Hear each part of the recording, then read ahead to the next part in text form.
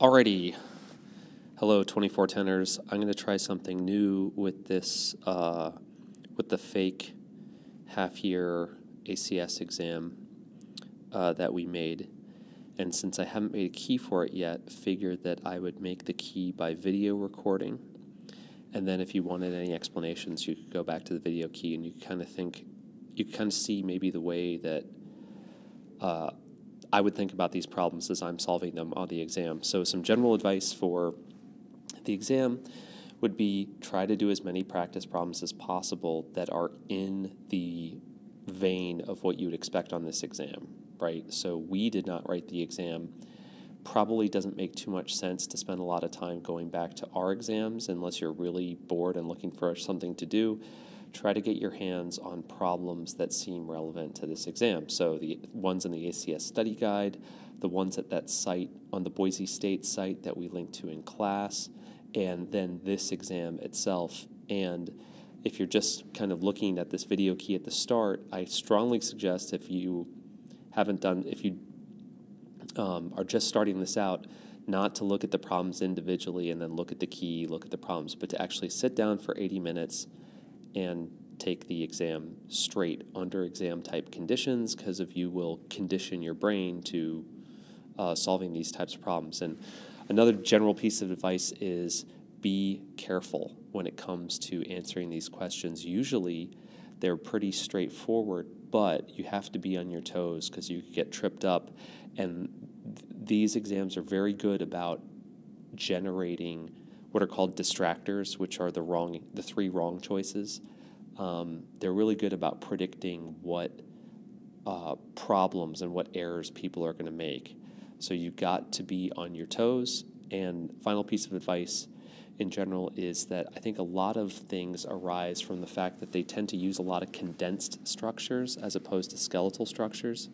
So if you're not used to handling those, take the time to draw out a proper Lewis structure in skeletal form if that helps you out, so that you're not doing things like omitting carbons or kind of losing track of what's going on. I find that condensed structures are some of the hardest to deal with just because of my brain isn't used to looking at things that way. People use skeletal structures much more often, but on these exams, we tend to see a lot of condensed structures.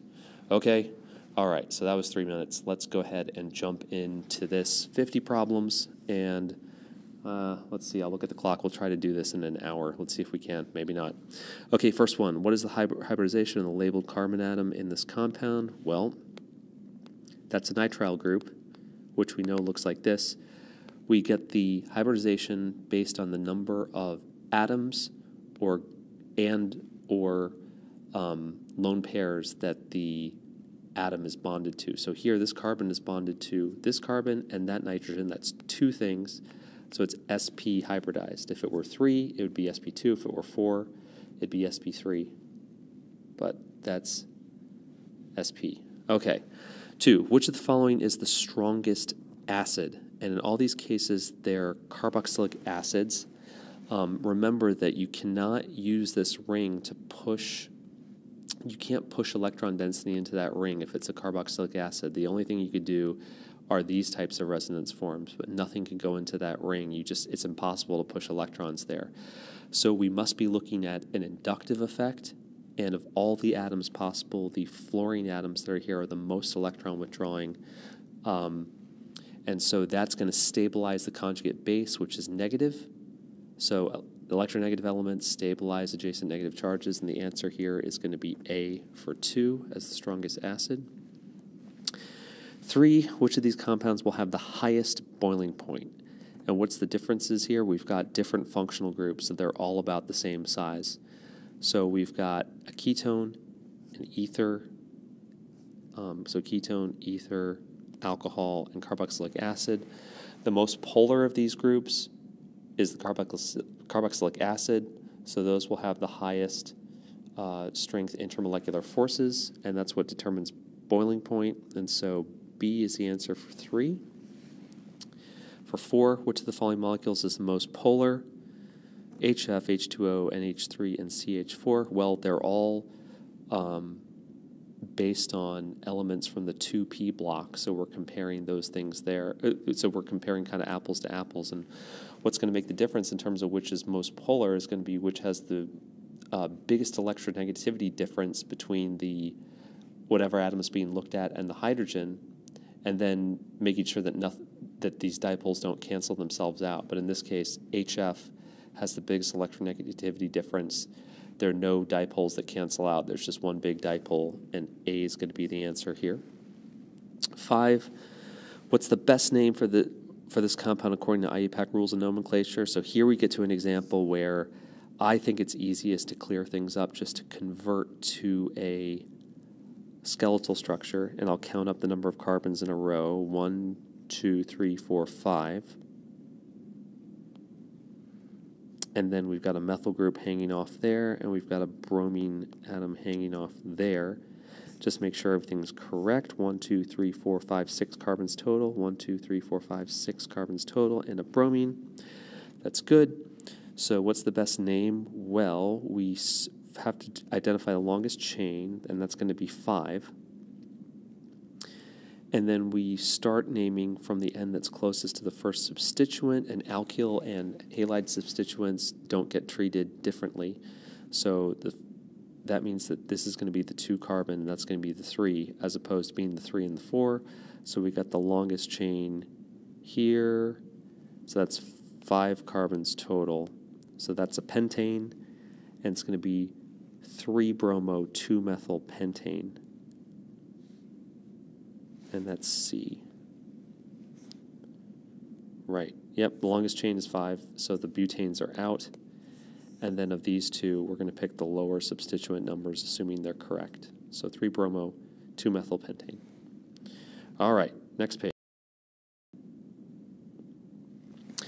Which Newman projection represents the highest energy conformation of butane? Well, A and B are both eclipsed conformations. We know those are higher energy than when they're staggered. So C and D are out by virtue of being staggered. And the difference between A and B is that the 2 biggest groups, the methyl groups, are eclipsed in A, whereas in B, we don't have the 2 biggest groups eclipsed. So there's a larger unfavorable steric interaction in A, and A is going to be the highest in energy of these 4. Okay, next, 7. What is the major product of the following reaction? We've got a terminal alkyne, and we're doing a hydroboration oxidation. So essentially what that's going to do is it's going to make an intermediate state, which is, it's going to do an anti-Markov-Markov addition. It's going to put the OH group on the less substituted carbon. It's going to look like that. So make sure we've got all our carbons counted: 1, 2, 3, 4, 1, 2, 3, 4.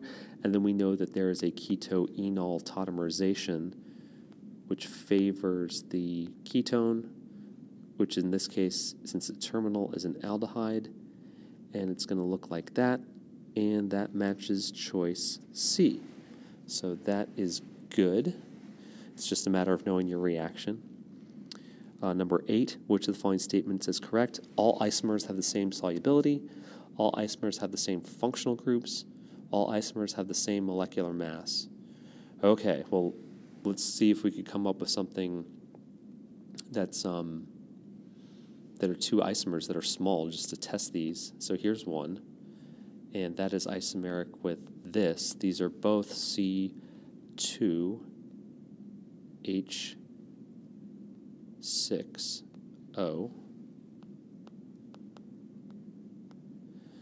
Well, these are different functional groups, and they're going to have different solubilities, because the one with the hydrogen, that assuming like in water, you could say.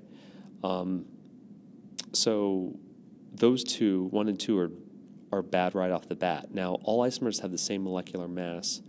That's what the definition of an isomer is. It's the same atoms in the same proportions. So we have the same number of each type of atom, so that isomers have to have the same molecular mass, and so 3 is true. So 1 is false, 2 is false, 3 is true, and that's going to be A right there. All right, which structure is not a proper resonance form of nitrobenzene. Oh, and some of the charges got cut off. This should be a plus there. This should be a plus there. There was nothing there, and there was a plus there. Okay, so these are all, proper resonance forms, except if you look at that one, there are 5 bonds to nitrogen, right?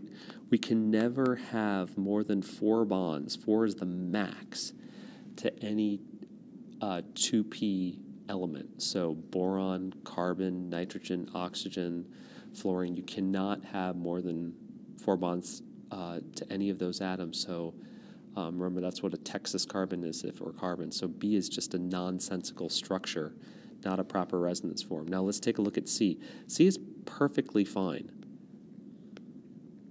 Remember, if we start out with something that looks like this, and we have a nitro group, that we can push a pi bond there, and then that up into a lone pair. And that's a positive charge there. This is perfectly acceptable. There's nothing violating any rule in terms of bonding or structure. Yeah, it has a lot more formal charges, and so it might not be a huge contributor to the resonance hybrid. In fact, it won't be, but it's a perfectly acceptable resonance form. Okay, 10. Combustion of which of the following alkenes is the most exothermic? So if something is the most exothermic, like these structures are all isomeric, they're all going to combust to the same energy things. We're going to get 1, 2, 3, 4, 5, 6, 7, 8 CO2 atoms upon combustion. Then the water atoms, same number of water atoms too. The question is, if they're all going to the same final state, the question is, what relative energies did they start at? And the one that's the least stable to begin with, the highest in energy, is going to be the most exothermic. So what is really being asked here is, which is the least stable alkene? And we know that as you increase the number of R groups, the number of carbon substituents on an alkene, it becomes more stable. And so D has the fewest, that alkene has the fewest substituents. It's only got 1, whereas A has 4, B has 3, C has 2, and then D only has 1 carbon substituent. So D is going to be the least stable alkene, so it's going to be the most exothermic when it's combusted. All right, so 11. What is the major product of the following sequence of reactions? Best way to do this, just go ahead and do the reactions. So the first step is drawing out our molecule, and it's that. And then when we do the MCPBA, we know that we're going to get an epoxide. Next thing is lithium aluminum hydride. That's going to deliver H-, and lithium aluminum hydride, that is essentially a strong nucleophile. It's going to go after the less substituted carbon, since we have a choice of going here or there. We don't go there. We're under essentially strongly basic conditions. We're going to attack the less substituted carbon. And when the H2O reprotonates, we're going to end up getting that. And so that's T-butanol. And is that a choice? Sure is. It's that choice. It's B. 4, which of the following is the strongest base? Well, what we're comparing here are all 2p elements with a negative charge, so this is essentially an element effect. And we know that carbon really does not want a negative charge compared to nitrogen or oxygen or fluorine. So if we had to rank these in terms of strongest base, D would be number 1, and then B number 2, oxygen 3, and 4, because we go carbon, nitrogen, oxygen, fluorine as we go across the periodic table, right? So the strongest base is one of these anions that's the least stable, and that's going to be D. Carbon really doesn't like having localized negative charges, so it really would rather prefer to be protonated. Then we're given for 13 an energy diagram. Which of the following statements are true for a reaction with this energy diagram? All right, well, the diagram could represent an SN1 reaction.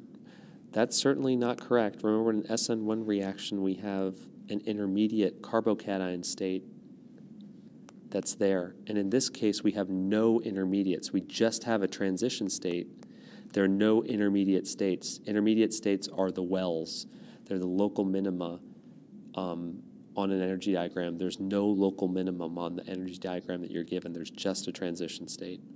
So it can't be an SN1 reaction. It looks more like an SN2 reaction is what this diagram looks like it's for.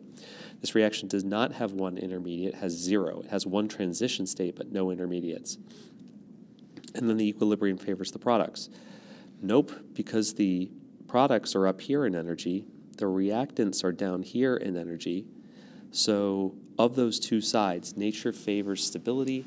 The reactants are more stable than the products, so the equilibrium is going to favor the reactants. So all three of these are wrong, and that, fortunately, is a choice. And that's down there, D. 14. In the Lewis structure shown at right, what is the formal charge on the indicated nitrogen? Well, that nitrogen has a hydrogen, a lone pair, and then a pi bond to it. So for each bond, we do bookkeeping, and we give one electron of each bond to the nitrogen. So that's 1 here, 2, 3, and then for the lone pair we give both electrons to the nitrogen. So it owns essentially 5 electrons. And nitrogen has 5 valence electrons to begin with. Remember, carbon has 4, nitrogen 5, oxygen 6, fluorine 7, and so on. So it wants 5. It's got 5. 5 minus 5 is 0. It's got a formal charge of 0. So be able to do that for other atoms. What's the relationship of the molecules represented by the following Newman projections? Okay, are they identical enantiomers, diastereomers, or constitutional isomers? The easiest thing to do to start out with is just to look at the atoms and see if we got the same number. So we got 2 bromines, 1 fluorine, and 3 hydrogens on the left, and we've got 2 bromines, 1 fluorine, 3 nitrogens on the right, and then the 2 carbons in the line of the bond. So they are at least isomers. And the question is, well, what kind of isomers are they? Well, let's go ahead and assign stereochemistry, because that's kind of what this problem is getting at. In the left structure, the front carbon is not a stereoisomer because it's got 2 hydrogens. Now in the back, we've got a stereocenter, okay? And that stereocenter is, if you kind of want to draw this out, you've got a hydrogen going back, and then you've got a fluorine, kind of, however you want to draw this. Actually, maybe that's not the best way to draw that. I draw it as an F, and then drawing this as a BR, and then coming up is a carbon that's bonded, the front carbon atom. So this is, with the hydrogen pointing back, the bromine takes precedence, so it's 1, the fluorine is 2nd, and the carbon atom is 3. So this is a S stereocenter. So the carbon that's behind here is S. Now we got to look at this guy. Okay, now the front carbon has a hydrogen there, and then a bromine. Actually, let's have that back. And then a fluorine, and then down we have this other carbon. So,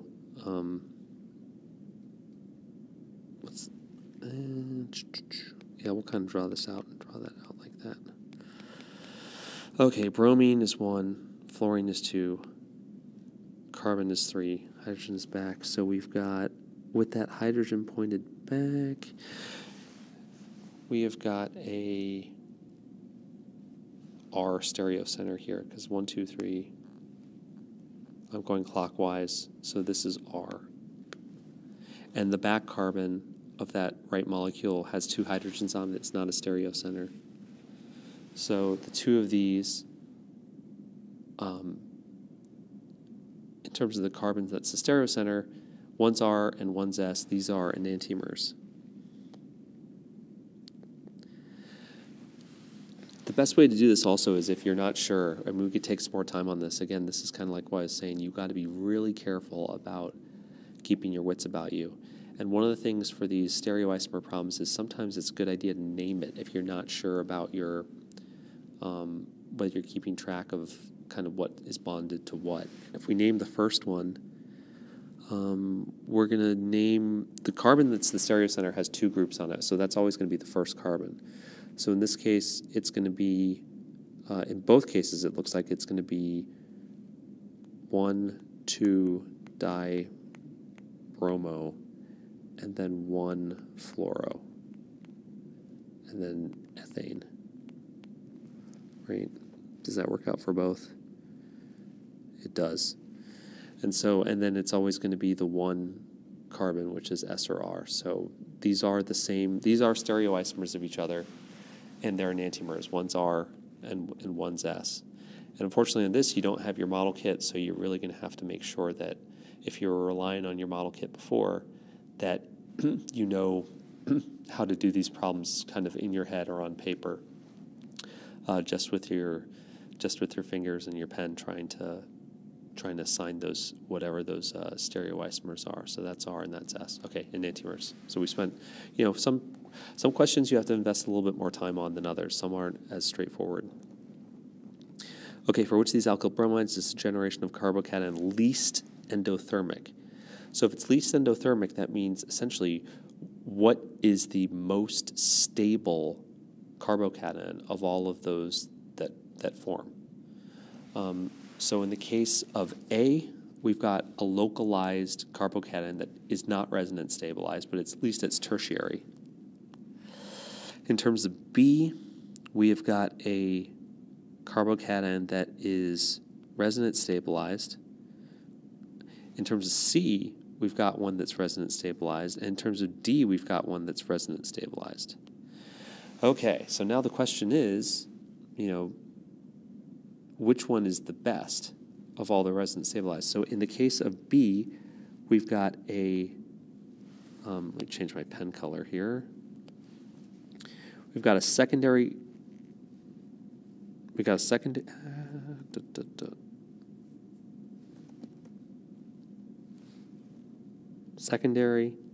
a secondary center. In case of C, we've got a primary carbon and a secondary carbon, and in case of D, we've got a secondary carbon and a tertiary carbon sharing the charge. Let's just kind of draw it out for what D looks like. So after we've lost the Br minus, that leaves us with a cation that looks like that, this, and then we have that lone pair, or that pi bond. Then if we push that over, that gives us the resonance form that is that. So we've got a secondary carbon and a tertiary carbon. We know that the increasing alkyl substitution, if all things are equal, so each of these B, D, C, and D have 2 resonance forms, but the fact that the positive charges are on a secondary and a tertiary for D, but they're on less substituted carbons for B and C, remember the more increasing alkyl groups increase the stability of carbocations, so D is going to give the most stable carbocation, which means it's going to be the least endothermic reaction to form it, with the Br minus leaving. 17. What is the major product of the following reaction? So I'm going to go ahead and do some erasing over here. So what's the major product of the following reaction? And it looks like it's a hydroboration oxidation. Now, whenever you see a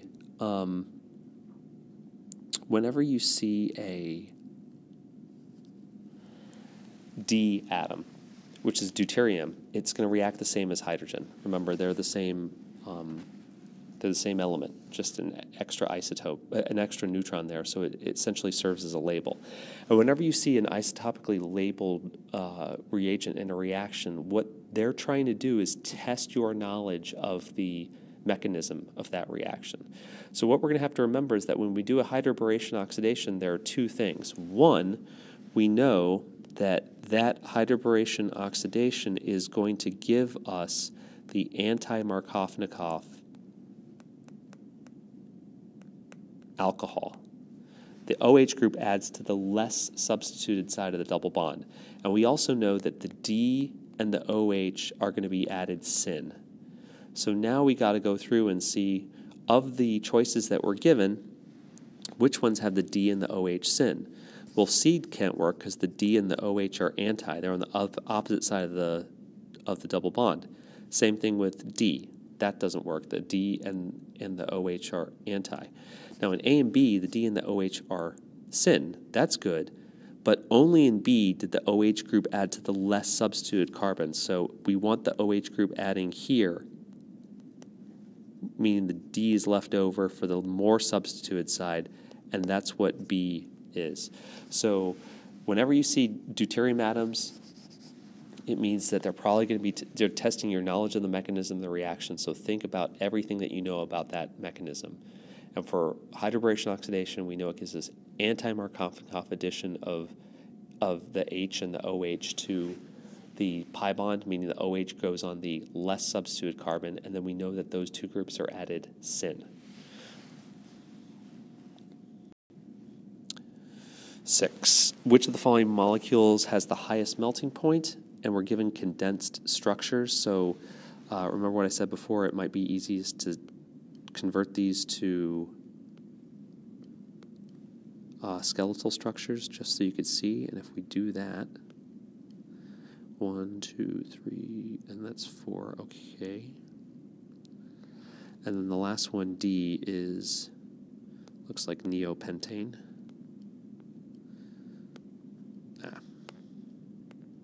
Which is that, 5 carbons, 5 carbons. So for melting point, if all things are equal, you have equal mass and same London forces, and in this case, and same intermolecular forces. In this case, we're relying on London forces here, the induced dipole. The higher the symmetry, the better it packs, and the higher the melting point. So this has the most symmetry of all of these molecules, which are all similar. So D is going to have the highest melting point. And remember, that's opposite of what you expect for boiling point. For boiling point, it's the more surface area that you want. So if this were a boiling point question, it would be B. And we saw that one before, I think. But for melting point, it's definitely the more, if everything is equal, like same strength of intermolecular interactions within reason and same mass, then you're going to be looking at the most symmetrical molecule is going to be the one that's typically going to pack better and have the highest melting point. But otherwise, if something is much more massive, it's going to have a higher melting point, or if it's got much stronger intermolecular forces, then that's usually going to give it a higher melting point too. Okay. What is the major product of the following reaction? We've got an elimination here, right? Because we've got an alkyl bromide and we've got a very strong base, alkoxide, O-. So there are 2 questions we have to ask. One, if the base is bulky, then we're going to prefer to give you the anti-Zaitsev or the Hoffman product, meaning that you're going to pick off the less substituted hydrogens and form a product that looks like this. But we don't have that would be if you had something like T-butoxide. But we don't have T-butoxide. So that's not the case. We're gonna, since we have a small base, we are going to form the Zaitsev product, which is the most substituted double bond. So when we look at the more substituted carbon, that means that we're going to have to pick off this hydrogen here because we can't remove the methyl group. We could only use this strong base to deprotonate a hydrogen that's beta to the bromide, which is going to leave. So that means it's going to be on the carbon next to the carbon with the bromine. And then this is another question that is testing us about mechanism. The key thing with any E2 elimination, which is what we're doing here, it's strong base, and we have a substitute alkyl halide, or we have an alkyl halide, as long as you have the strong base, it's going to favor E2, as long as it's not like a primary alkyl halide, which might give you some substitution competition. This is a secondary one. The substitution is not going to be as fast as the elimination.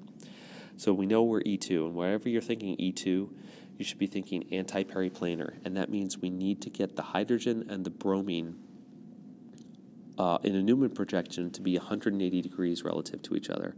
And if I draw a Newman projection looking this way, like if my eyeball is down there, then what I'm looking for is in the front, I have a methyl group, and then I have a hydrogen to the left and a bromine to the right. And then I have the hydrogen that I'm eliminating there, the methyl group in the back there, and then we have this ethyl group kind of sticking out the rest of the chain. Fortunately, right here I have the hydrogen and the bromine, which is going to leave. They are anti-periplanar. They're 180 degrees relative to each other. So that means when I form, these are going to turn into what this kind of like area here is going to turn into where the p orbitals are for the pi bond. And that means that the methyl groups are going to end up on the same side, and then the hydrogen and the ethyl group are going to end up in the same side. And what I'm going to end up seeing is this, methyl, methyl, and I got the ethyl down here. And what that is going to match with is, sorry, I think I went forward a bit, but I was going to point there. And so the correct answer here is C. All right. 20, what is the major product of the following reaction? We just have to know that MBS is good for allylic and targeting allylic and benzylic positions for bromination. So this is going to be a quick one. And when we draw it out, essentially the radical that it's going to go through is the radical at the benzylic position. There's only one of those, so what's going to happen is it's just going to brominate there. And that is choice C. Some questions are easy, they're quicker than others. Get them done quickly so that you could spend those extra minutes on the problem. What reagents will best carry out the following conversion? We're going from 1-bromobutane to 1-butene. So this is an elimination of HBr. So we need a strong base. So we're looking at A or B. Now you might say either one will work, but A is so small, and that's a primary position, that substitution by SN2 is going to compete with the E2 reaction. Whereas for B, we have a bulky base. It's not a good nucleophile, so it's going to be just E2 with very little, hopefully, SN2. So B is a much better choice to favor the elimination than the elimination that we want, because of the substitution reaction is going to be so much slower because of the base is bulky. All right, what's the relationship between the molecules below? All right, one thing that might help you out here is to go ahead and draw out your full structure, right? And if we do that, we know we have hydrogens here. And if we draw out the other one,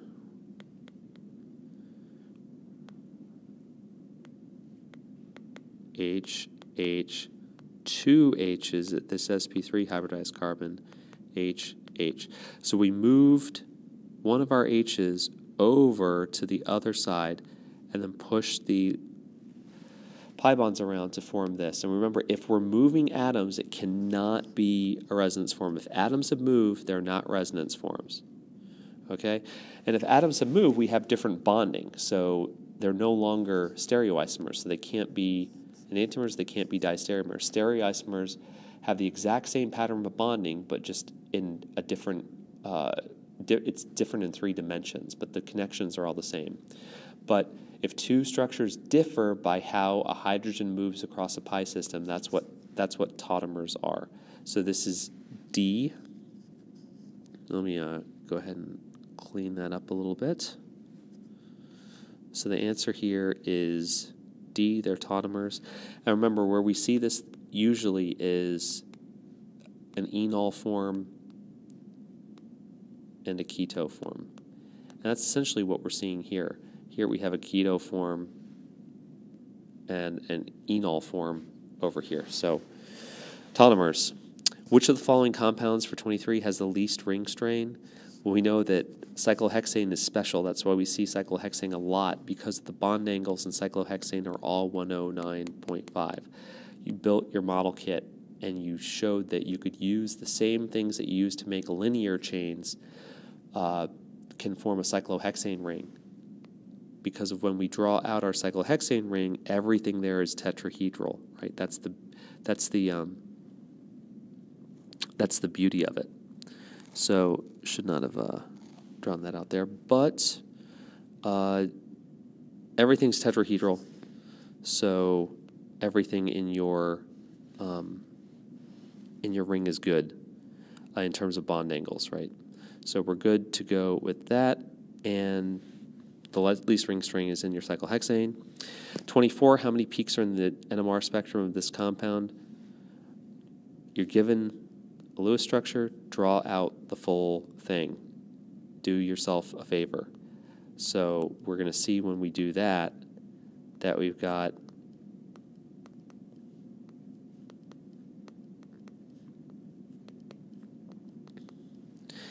now when we look at this, maybe again this wasn't the best way to draw this out, perhaps to help ourselves. So let me go ahead and do some erasing and then get this better. So if we draw something out in 3 dimensions,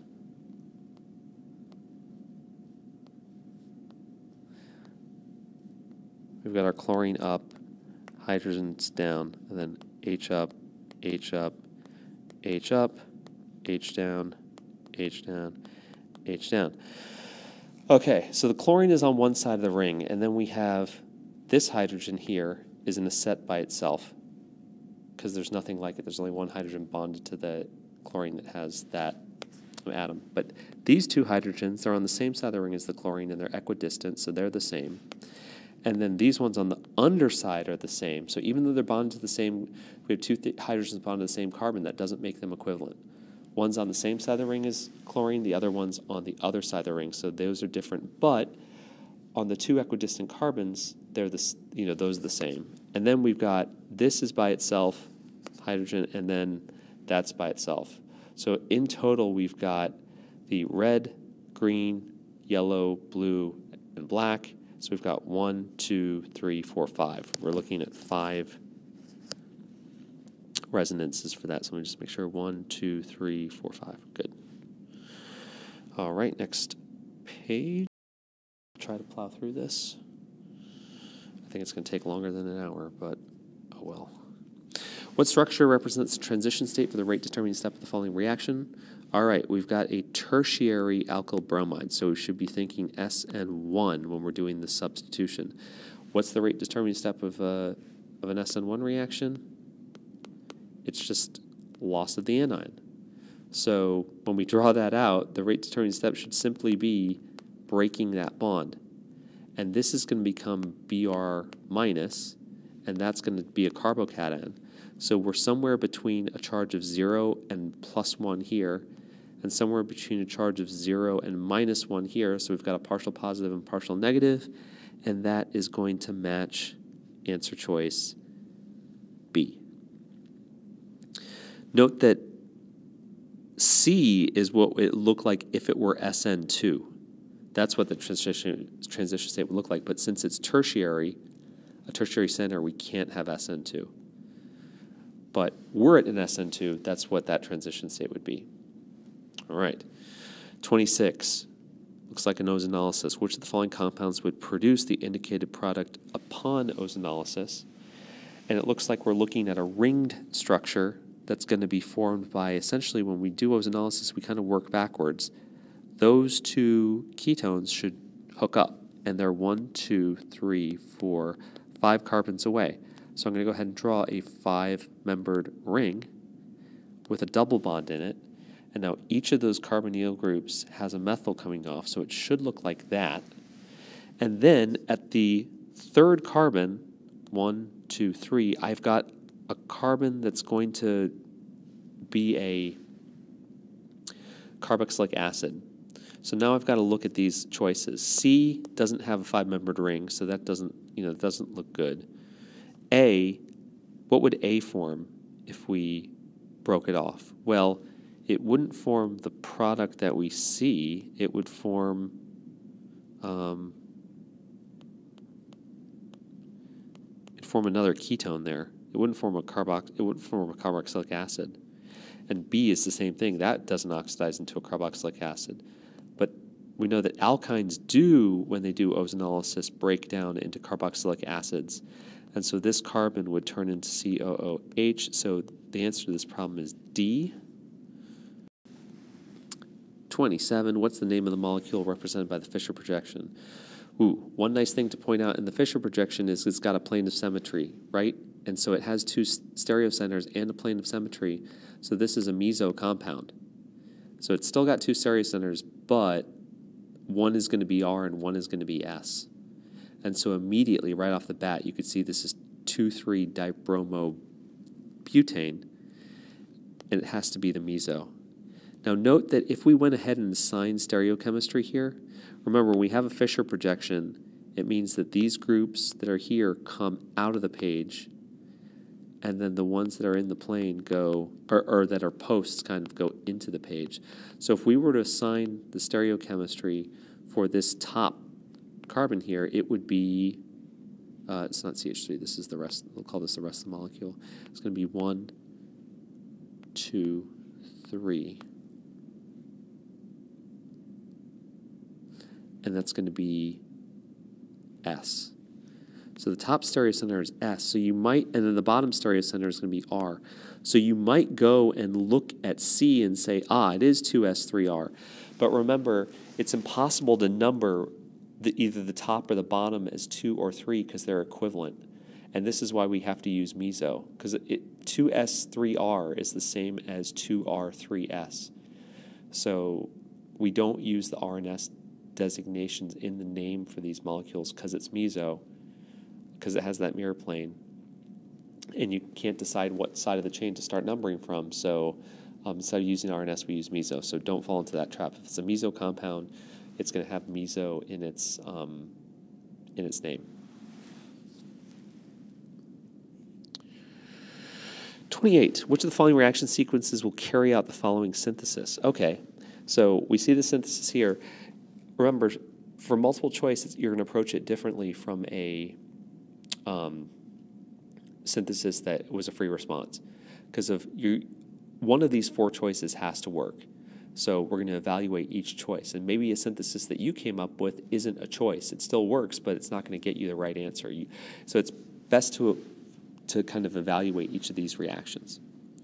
Okay, in the case of A, if we photobrominate the starting material, we're going to put the bromine on the most. We're going to replace the most substituted hydrogen atom with bromine, because we know tertiary radicals form faster than the secondary, and we're going to get that. And then if we do an elimination with OCH3, we're going to get the most substituted, since this is a small base, we're going to get the most substituted double bond because of Zaitsev's rule, so we're going to get that. And then if we do hydroboration oxidation on that for A, that's going to give you anti-Markov-Nikov addition and give you that. Is that the product? Nope. Now what about the next one? If we use T-butoxide, have the same first step, but T-butoxide, that's going to give us the Hoffman elimination, the anti-Zaitsev, because of it's a bulky base, and we're going to have this as the product. And if we do the hydroboration oxidation there, then we do get the final product, which is good. So it looks like B is the right answer. Now in C, we start out with a hydrogenation. There's nothing we could do to hydrogenate the starting material. That kind of doesn't make sense from the beginning there. And then we could chlorinate in D, but then we run into the same problem that we ran into over here, that we get the wrong alkene. So B is the correct answer for 28. Next, we'll erase some stuff over here. What solution could be used to remove triethylamine from a mixture of, so let's go ahead and write these out. So we've got triethylamine. It's kind of sloppy. Let's try to write this better. We've got triethylamine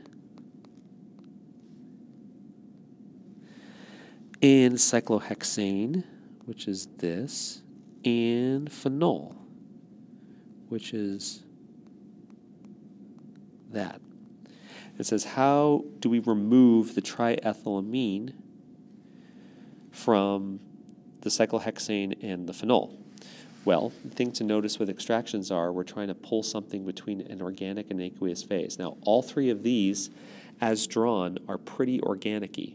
So the only way to draw something into an aqueous phase is to get a charge to build up on it. And for the case of triethylamine, it's got this lone pair. If we did something like protonate it, put an H atom there, then we'd have a positive charge on the nitrogen, and it would partition into an aqueous phase. And the best way to put a proton onto the triethylamine is to use acid. And the only acid that we have a choice of using is HCl. And HCl won't do anything to cyclohexane, and it's not going to protonate the phenol to any great extent because the phenol's not a good base. So triethylamine is a good base. It will protonate, HCl will protonate that, give the nitrogen that species a positive charge, and then that can go into the aqueous layer and be separated from the cyclohexane, the phenol. So remember acid-base chemistry, remember some stuff from there. Okay, 30. The following IR spectrum is consistent with what compound? The thing that jumps out at you here, this huge, broad peak between 2500 and 3500 is characteristic of a carboxylic acid. And it's part of that carboxylic acid is a carbonyl group 2, and we see those as the major peaks. And so this one is pretty easy for A. If we wanted an alcohol, then we'd have a smaller, broad peak around 3300. If we had a primary amine, then we're thinking over here we'd have two peaks for the NH bonds. That would be kind of over in this part of the spectrum, around 3500 or so. And then for just a plain ketone, we're going to look at just a peak around, 17, 15 or so, without a huge broad peak. For the OH stretch, there's no OH stretch, so we don't see a broad peak there. But the fact that we do see this huge peak is characteristic of a carboxylic acid, and that's A. 31, what's the major product of the following reaction? So we've got, let's go ahead and draw this out. We've got 1, 2, 3, 4, 5, and 6 carbon atoms. And we know Lindlar's catalyst is going to with H2 is going to hydrogenate the alkyne to an alkene and stop. So we've got an alkene, and we know it's going to be a syn addition of H2, so it's going to be a Z alkene. And then we just have to be sure that we put these other groups on properly. We've got the 1 there, and then 2, 3, and then up here we've got that, and then the way this chain works, it's like that. So it's a condensed structure again. We're converting it into a skeletal structure, and we got 1, 2, 3, 4, 5, 6 carbons. Everything looks good. So now the question is, we got to name this. And we know that when we're naming, we want to give the double bond the lowest locant number. So we're going to have to label from left to right to give it 1, 2, 3, 4, and this is 5. So the longest chain is a pentane, but it's going to be a pentene because of it's got a double bond. The double bond is Z because of the higher priority groups are on the same side, the same side, so it's a Z double bond. And then we've got a methyl group at the 4 position. So this is 4-methyl 2-pentene, and it's going to be Z because of the way that the double bond is substituted. So Z4-methyl 2-pentene. That looks good for that. 32, what's the approximate bond angle of the OCC bonds in the alcohol shown at right? Everything here is sp3 hybridized. Right? Remember, there's a hydrogen over here. sp3 bonds are 109.5. If it were sp2, it would be 120. If it were sp, it would be 180. But everything here is sp3 hybridized, so 109.5. Boom. Next. 33, which of these compounds has the highest boiling point? Well, we talked about this before. If everything else is equal, same masses and same functional groups, in this case, they're all alkanes, we're looking for something with the greatest surface area, so the least spherically symmetrical, so the most cylindrically oriented, and in that case, that is your long chain N-pentane. So the highest boiling point is going to be A. And then, unlike for the melting point, where we wanted symmetry to get a high melting point, neopentane here is going to have a really low boiling point relative to the others. 34. Okay, we got some stuff going on here that looks like it is a dihydroxylation of an alkene, and then the stereochemistry is suggesting that we have an anti-addition because of the chain in both cases is the same. We started out with an alkene, and we're going to erase this double bond, but the chain is not going to bend back on itself, and one OH group goes up, one OH group goes down. And remember, the best way that I thought to think about this was if you have trouble visualizing the open chains, use cyclohexene, where it's easy to see when you take this away that if you got two things up, or one thing up and one thing down, that this is a that this, there's a possibility for two enantiomers, right? There's this plus the enantiomer to that.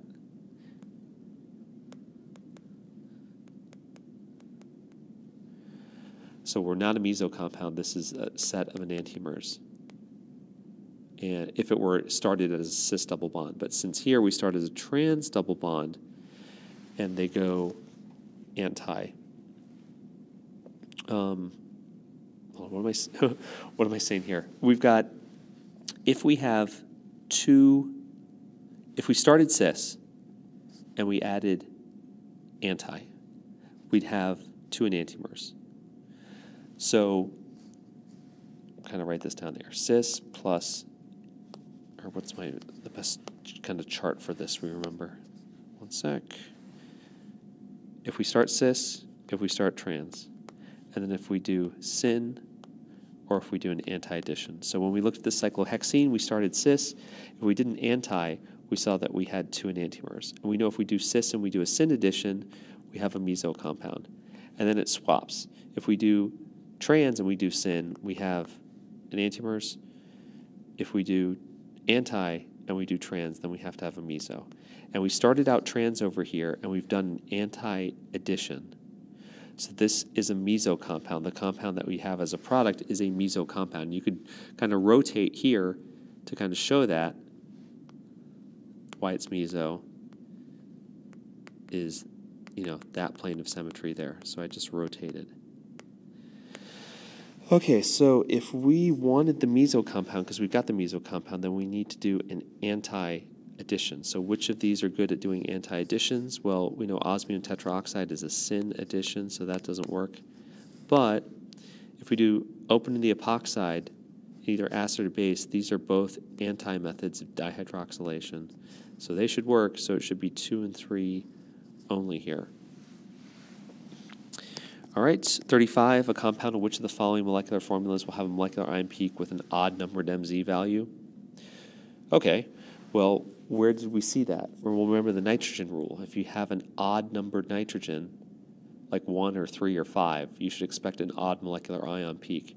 And the only thing here with an odd number of nitrogen atoms is that. But we should kind of check it out just to make sure this is correct. So we know that carbon is 12. So 10 times 12 plus 17 plus 14 for the nitrogen plus 2 times 16 for the oxygen. Let's take that out. That's 120 plus 17 is 137. 137 plus 14 is 151. 151 plus 32 is 183. That's odd.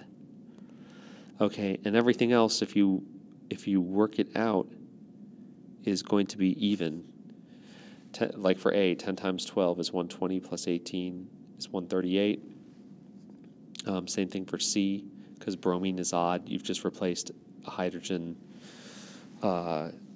with a bromine, and so 100 plus 19 plus 79 is going to be an even number.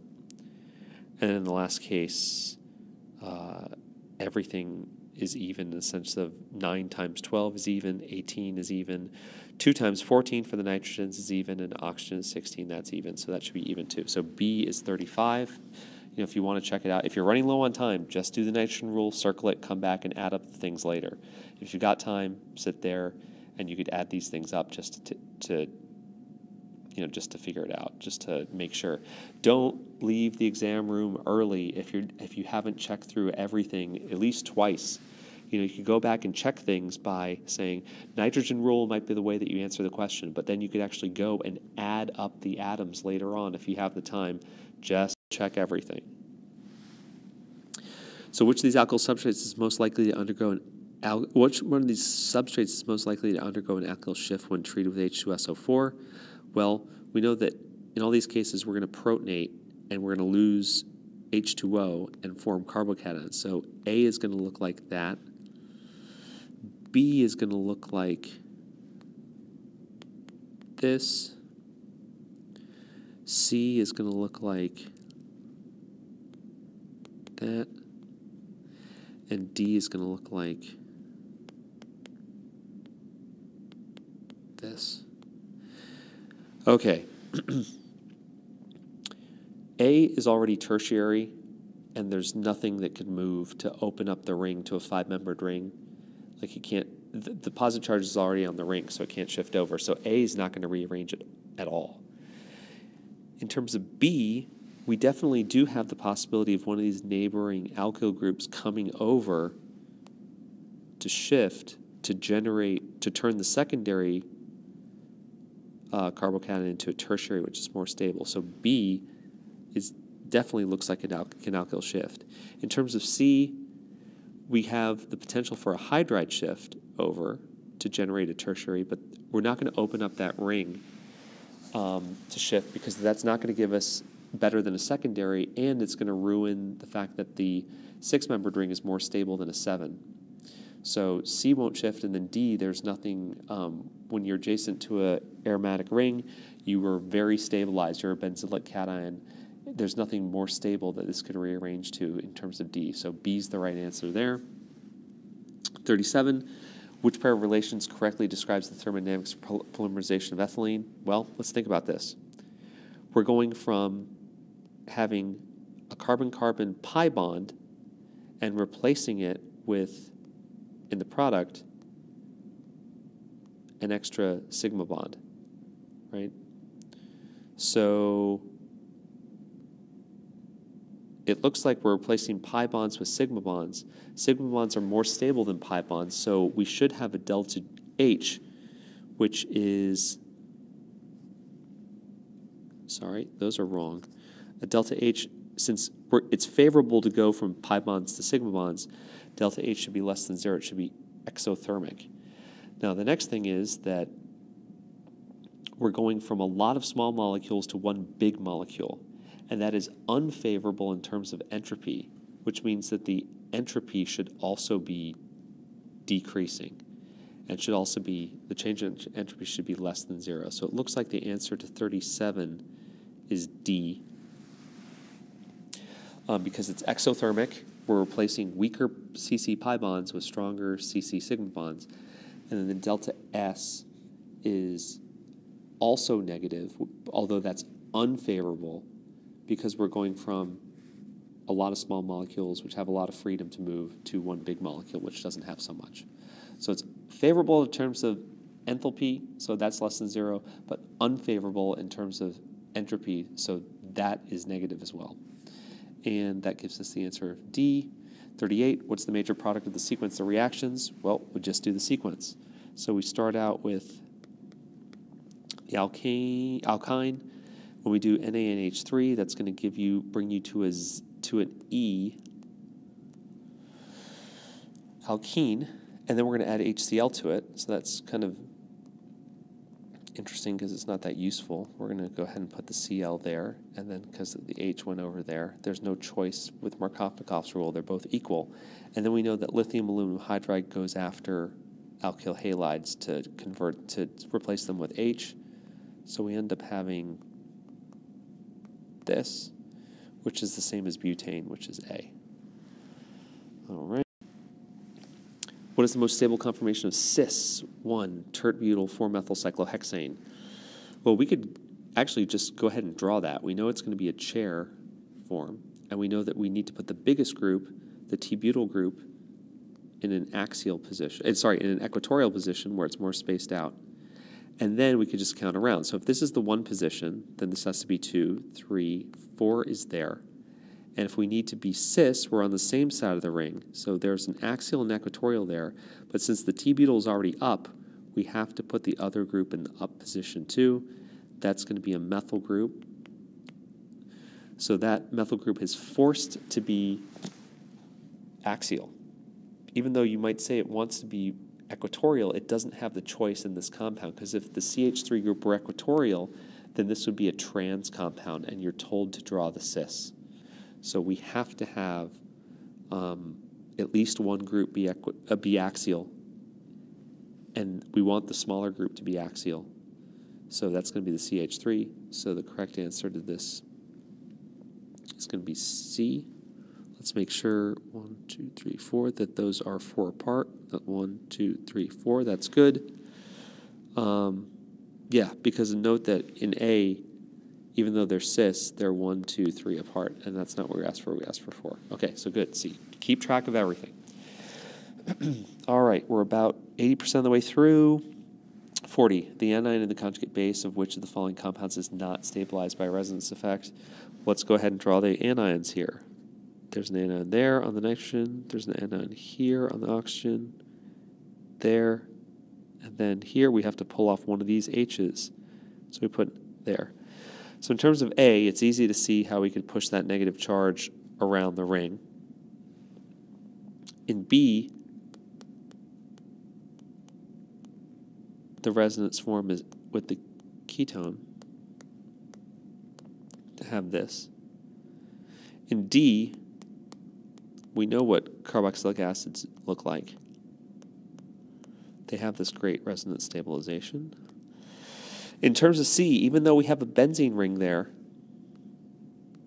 and you might think that that could help stabilize this by resonance, we also have an sp3 hybridized carbon insulating the ring from the negative charge. There are no p orbitals to conduct this extra lone pair over to the ring, so there's no resonance stabilization of the anion in C. So C is the right answer. 41, what's the major product of the following reaction? HBr added to an alkene. But we have peroxides present, so it goes by a radical mechanism. So the Br adds to the end. The Br dot adds to the end of the alkene to leave us with a radical there, which ends up reacting with HBr to put an H there. So remember, with peroxides, we add the bromine to the end.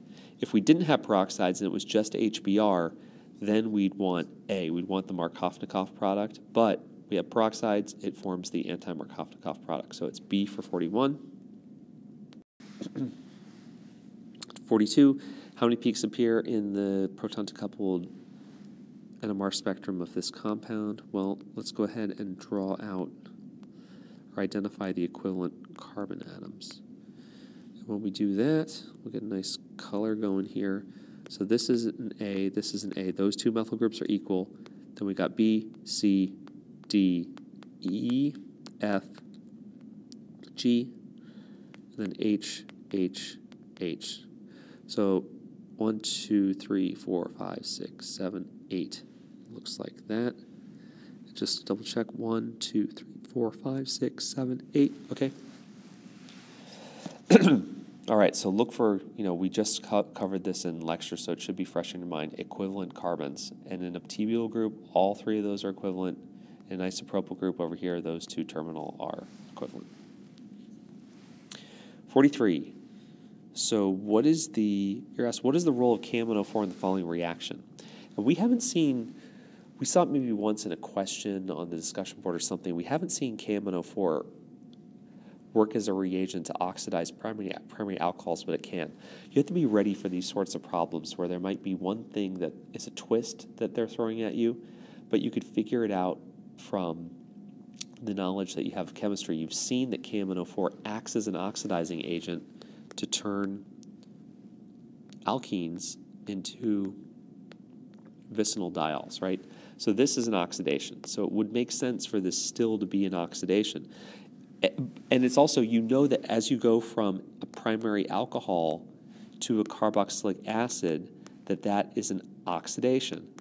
So everything, even though you don't know this particular reaction, you could definitely tell in general terms that KMNO4 is doing an oxidation here. It's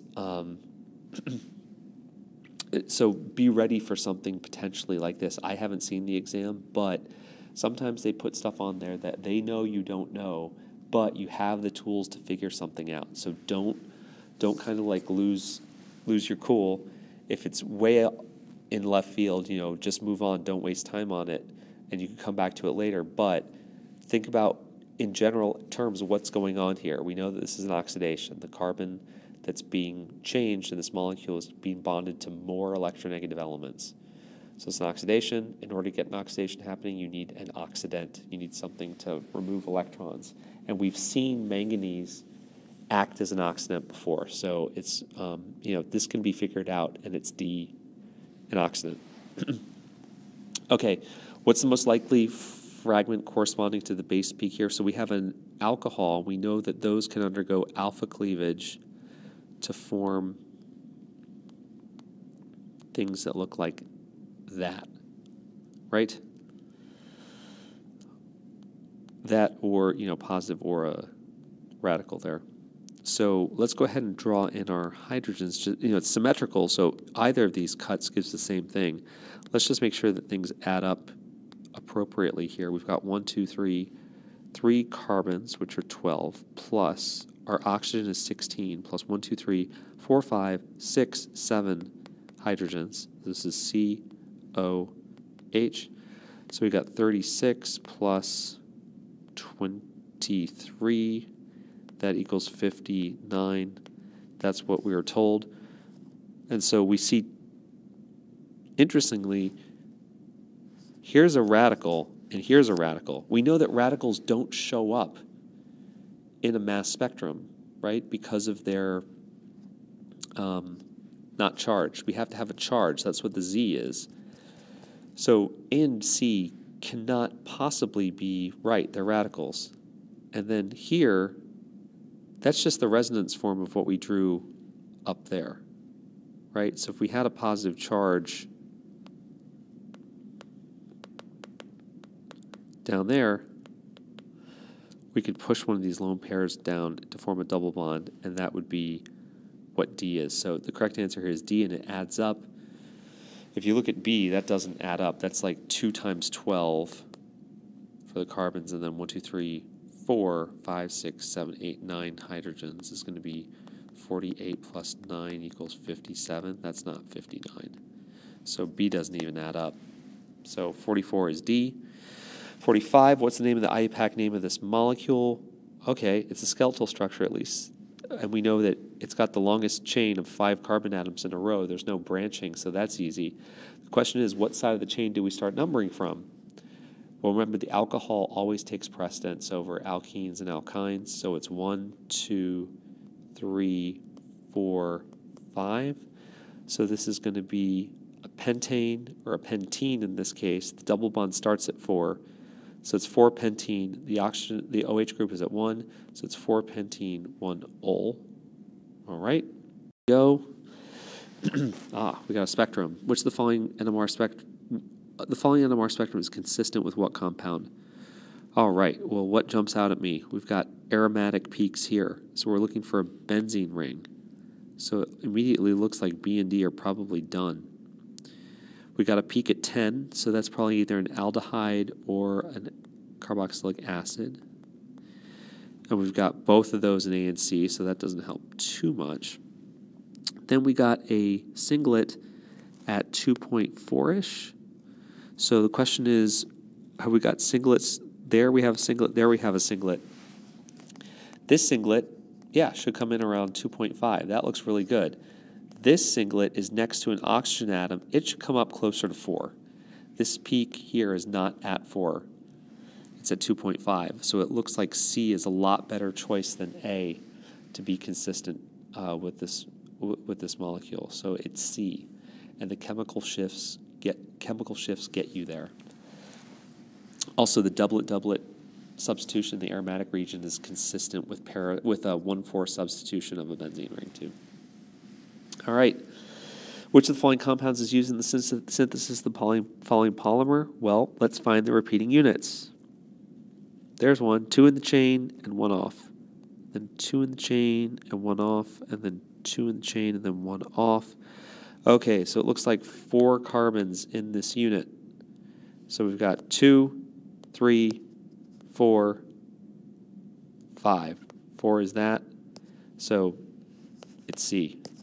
Remember, the double bonds, the two double bond carbons are what makes the chain of there, and then this R group is what hangs off, and there's 2 carbons in this R group, just like off of our chain, there are 2 carbons hanging off of each R group. So C makes a lot of sense as the monomer for this radical polymerization.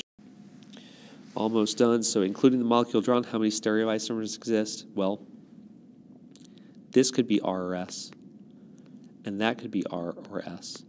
So it looks like, it's 2 to the n, right? Where n equals 2 equals 4, because the possibilities are RR, SS, RS, and SR.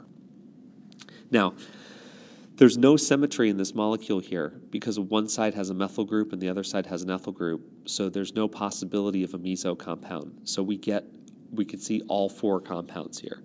If we had something that looked like this, where there is symmetry in the molecule, then the RS and the SR will both be the same meso compound. We'd only have 3 in that case.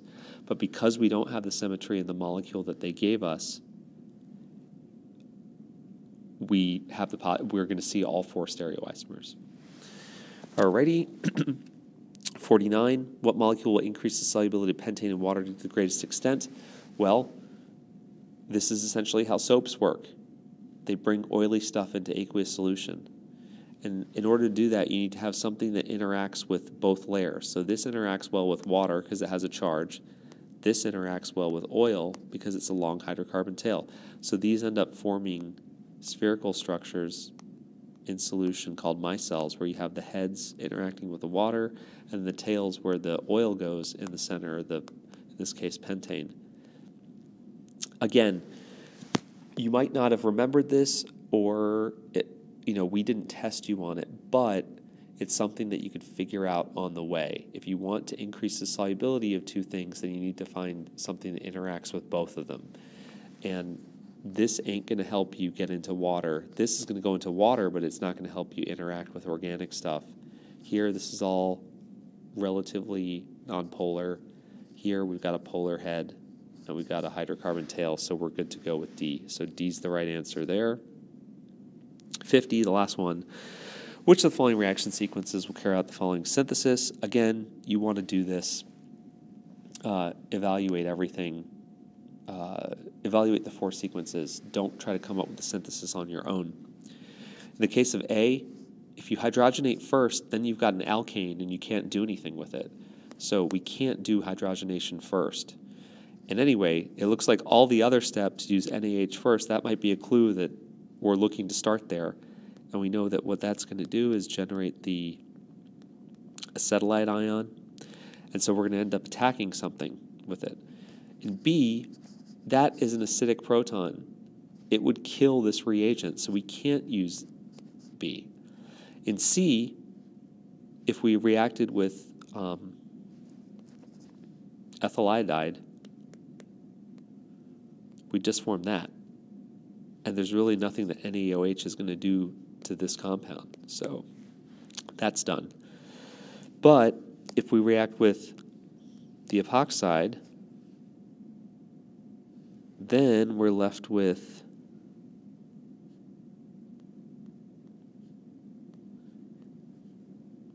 that. And I should have put an H2O down here. I'll remember to do that, to remake that. And then we could hydrogenate at the end to make the final compound. So that looks good there. Okay, so we'll see see how long this video lasts. Maybe it's longer than 80 minutes, maybe not. But you don't have to explain everything when you're doing the exam. You could just go straight through.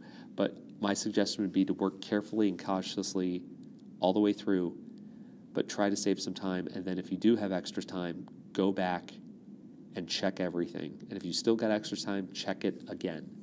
You don't want to make a silly, you could see how you could make a silly mistake and get a wrong answer. You might as well check it over. It's really not an hour and 50 minutes is really not too much time. I think you'll finish early, but it's not too much time when you're talking about 24% of your grade to double check everything. Basically how does that work? Every 3 questions is about a point. Every 3 questions is about a point on your final average. Is that about right?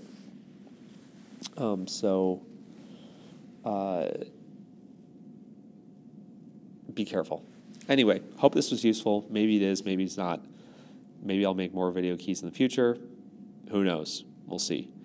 All right, that's all. Good luck. Study hard. See you tomorrow.